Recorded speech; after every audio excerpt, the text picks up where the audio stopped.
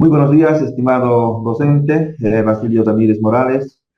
Mi nombre es Ramiro Álvarez Cabero. En el marco de la actividad final del módulo 29, que corresponde a la transformación de la educación hacia la descolonización de la pedagogía, me voy a permitir presentar en esta oportunidad la videoconferencia para poder hacer conocer esta temática que es muy importante para la educación, para la pedagogía y sobre todo para el momento en el que está atravesando nuestro país en un momento de transformaciones, sobre todo desde el campo de la educación y la educación superior.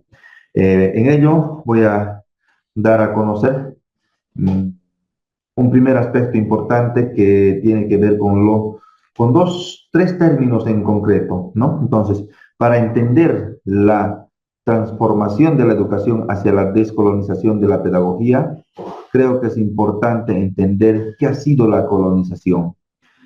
En nuestro país y sobre todo en el área Yala tenemos un punto de referencia sobre la colonización, especialmente externa, que es 1492, que empieza con el dominio de una potencia eurocéntrica hacia lo que es el área Yala.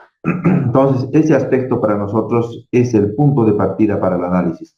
Y ahí podemos entender que la colonización conlleva siempre un aspecto de asimetría, de hegemonía en lo económico, en lo cultural y sobre todo en términos de civilización.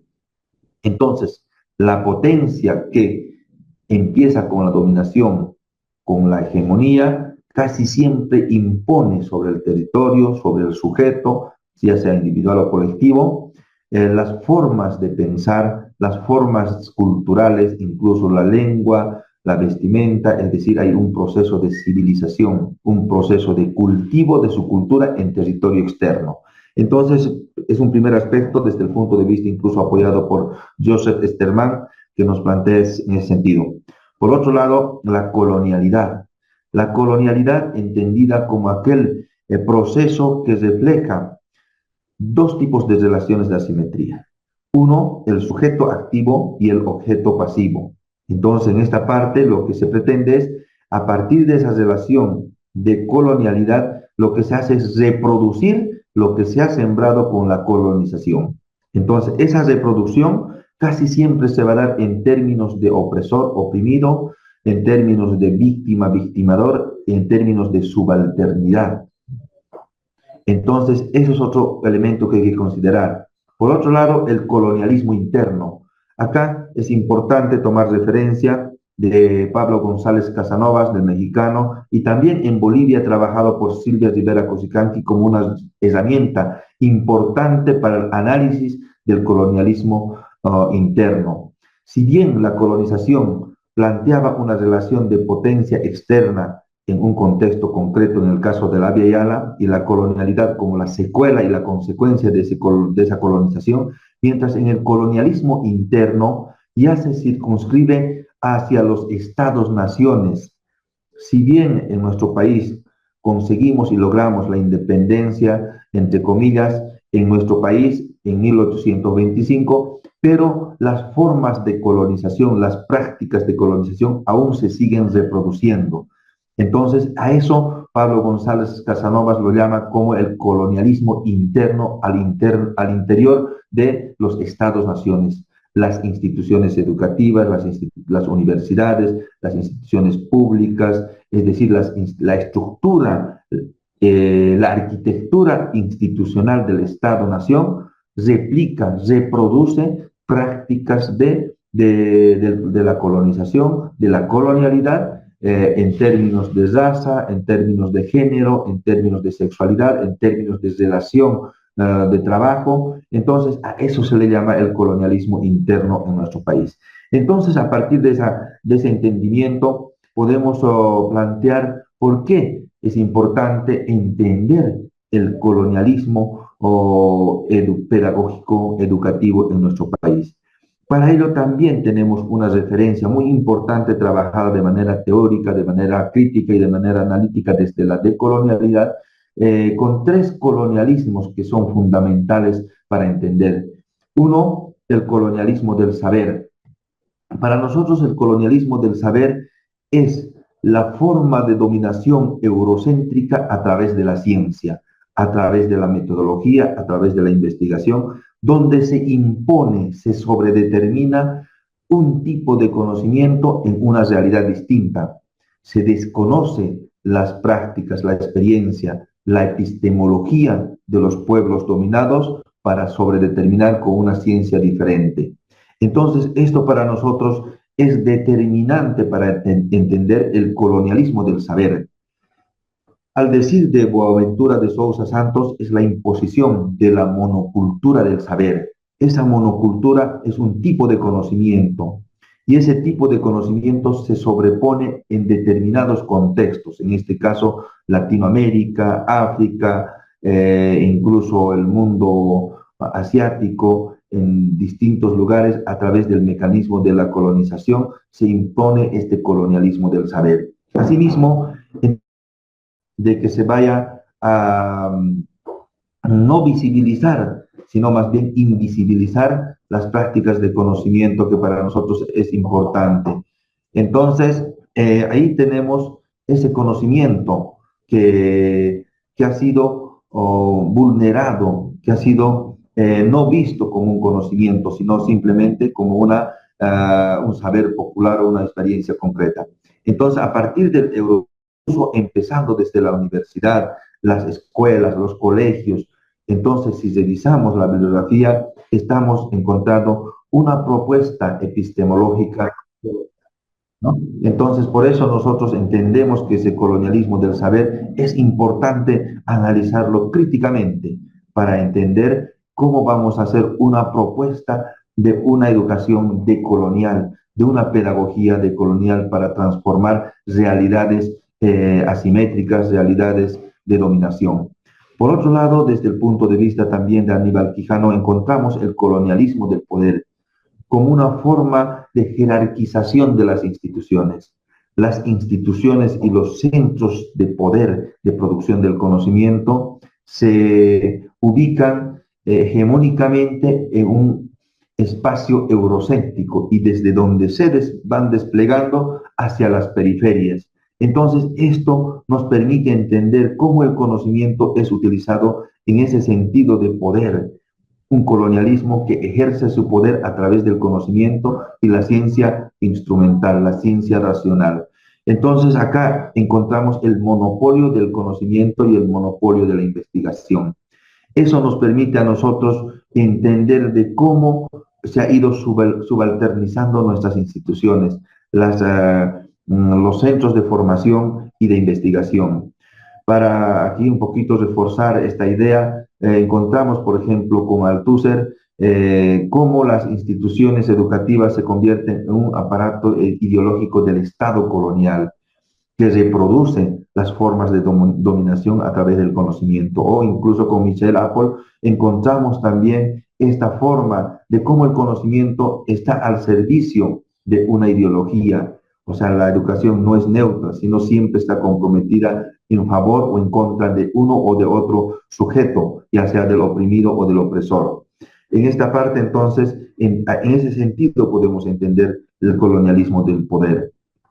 Y finalmente, el tercer pilar para entender este colonialismo está el colonialismo del ser. O sea, cómo la colonización, la colonialidad, el colonialismo interno han configurado la identidad, la subjetividad del sujeto colonial. Entonces, para nosotros esto nos permite entender ese sujeto que está siendo colonizado, que está siendo dominado, que ha sido permanente dependencia absoluta entre lo que es eh, el conocimiento eurocéntrico con el conocimiento propio, con el conocimiento emergente desde las culturas indígenas, desde la Abya Yala, incluso esas experiencias dominadas que emergen, que se reinventan permanentemente de forma práctica, de forma metodológica, incluso de forma axiológica.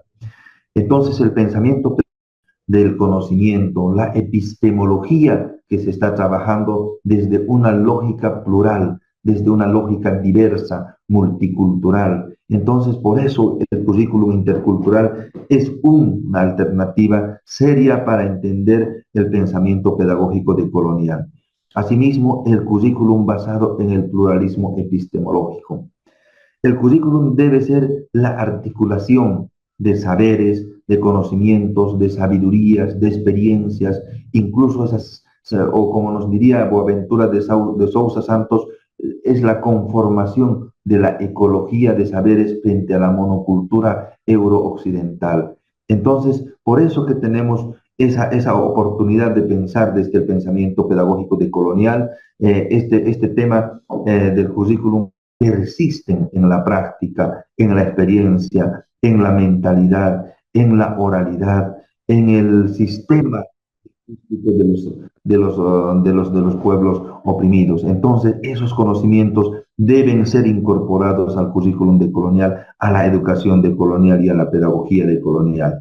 Entonces, también debemos pensar que el pensamiento pedagógico decolonial no simplemente es la expresión monocultural, sino debe ser la oportunidad, la alternativa para pensar el currículum intercultural crítico transformador y no una interculturalidad funcional como parte del neoliberalismo o el multiculturalismo. Entonces, la interculturalidad crítica lo que pretende es darle voz, darle palabra, darle identidad, recuperar al sujeto protagónico para que pueda entrar en un diálogo científico, intercientífico, intercultural, de transformación permanente entre los sujetos que son parte de una determinado espacio o tiempo de construcción social. Asimismo, la pedagogía decolonial también nos plantea descolonizar los elementos fundamentales del currículum. ¿Esto en qué consiste? Esto debemos repensar los objetivos, las metas, los propósitos del currículum. Debemos reinventar los materiales, esos materiales que vayan a crear conciencia, que expresen contenidos concretos y no contenidos abstractos como los libros, como los textos que se lee, la bibliografía, que es parte de ese conocimiento. Debemos entender en ese sentido. Por eso es importante para nosotros descolonizar los elementos del currículum. Asimismo, la metodología. No debemos entender que la metodología es una relación directa, una relación de dependencia jerárquica entre un docente y un discente, entre un maestro y un estudiante, sino una relación de diálogo, una relación de comprensión, una relación intersubjetiva de sujeto a sujeto. Para nosotros eso es importante. Si eso logramos en una metodología, estamos trabajando las metodologías activas, las metodologías de comprensión, las metodologías que llevan a la conciencia, a la concientización crítica, como nos plantea Paulo Freire. Por otro lado, también debemos pensar el sistema de evaluación. El sistema de evaluación no simplemente en términos cuantitativos, numerales, fríos, sino también en términos cualitativos, de cualidad del sujeto, cualidades humanas, cualidades de pensamiento, cualidades de sentimiento, cualidades de racionalidad, cualidades prácticas. Entonces, eso tiene que expresar nuestro sistema de evaluación. Si estamos llegando a ese nivel, entonces estamos entendiendo que nuestro sistema educativo está moviéndose de un sistema tradicional hacia un sistema pedagógico educativo decolonial, porque estamos dando una nueva mirada, una pedagogía, otra hacia el avance de nuestro conocimiento educativo. Finalmente, es importante para nosotros hacer algunas conclusiones que nos permitan entender la pedagogía decolonial. Primero, afirmar que existen muchos teóricos, muchos autores críticos, muchos que han escrito sobre la pedagogía decolonial, desde Latinoamérica, desde Bolivia, incluso a nivel mundial. Entender, por ejemplo, a Frantz Fanon, uno de los primeros que ha ido pensando la pedagogía, el colonialismo, la educación. Entonces, en ese marco podemos mencionar algunos autores como Walter Mignolo, Aníbal Quijano, Enrique Dussel, Boaventura de Sousa Santos, Catherine Walsh, un grupo de autores que va dándonos base teórica, base epistemológica crítica para seguir avanzando en lo que es la pedagogía decolonial en este marco de la transformación educativa. Por otro lado, es importante dejar claro que la pedagogía decolonial lo que pretende es superar las secuelas del colonialismo, la colonialidad, el paradigma de la modernidad, la racionalidad instrumental impuesta por la ciencia moderna, la civilización eurocéntrica, que tanto daño ha hecho, pero también debemos entender que esa forma de dependencia ha hecho de que vayamos a pensar en una recuperación mucho más de igualdad y de justicia en el marco del conocimiento social. Cuestiona y pretende también transformar las huellas de la colonialidad del saber, que es para nosotros importante porque eso nos genera un nivel de dependencia con el conocimiento eurocéntrico. Es un pensamiento educativo y pedagógico crítico transformador que permite formar al sujeto desde la conciencia crítica, desde la historicidad, desde el presente situado y desde la defensa y proyección de un sujeto hacia el futuro. Propone un currículum desde la interculturalidad crítica, desde el pluralismo epistemológico, la formación contextualizada situada, es decir, relacionando la escuela con la comunidad concreta. Entonces son aspectos que debemos tomar en cuenta como conclusiones de esta conferencia que me permito trabajar de manera escueta esta parte de la decolonialidad, el currículum en este sentido. Con eso quedo profundamente agradecido a todos los que han escuchado este momento de exposición de este trabajo de investigación. Con eso, muchísimas gracias.